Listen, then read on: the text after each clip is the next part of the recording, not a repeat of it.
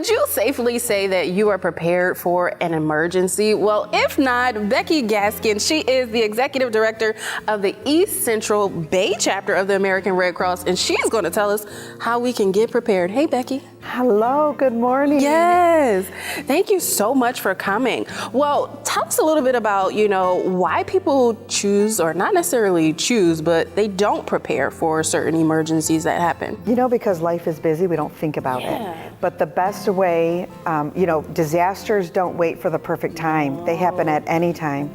And the best way we can be prepared is get ready ahead of time. Yes, for sure. Okay, well, you said get ready ahead of time. You got some things here. Tell us what you got. Yeah, so, some of the things you can think about you can have a to-go kit. Okay. So if you have to evacuate, some disasters are more localized that happen frequently, like flash floods. Others is if it's a home fire, having something that you just grab and go. Sometimes if you have to stay in place, so sometimes it's thinking about having a kit prepared for when you stay home.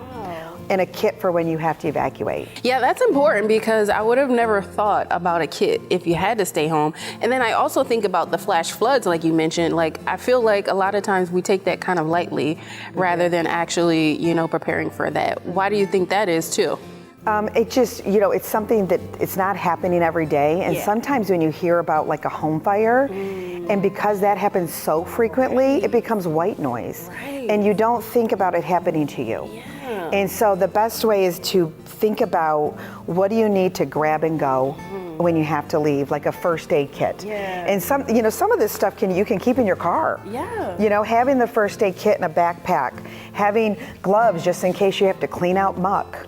Or clean up from something, having important information written down. I love this. And, in a Ziploc baggie. But sometimes if our cell service or internet goes down, you want those important phone numbers written down and that important information. Important to have a blanket.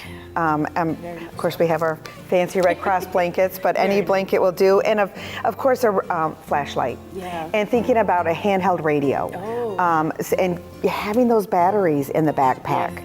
And extra chargers, if you can think about it, an extra charger for your cell phone to keep that charged. And really keeping your kit personal. If you're a family with a baby, you want to make sure there's formula and diapers in that to-go kit. If you have pets, do you have pet food?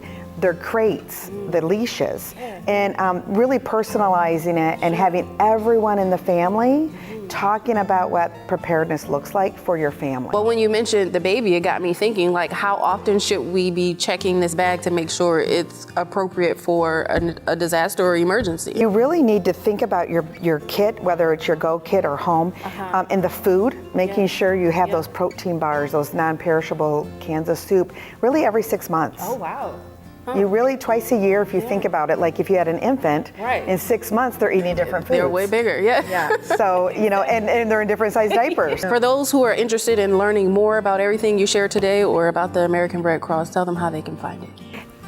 Redcross.org. Okay. It's very easy. Simple enough. Yes. Well, Becky, thank you so much. Thank you.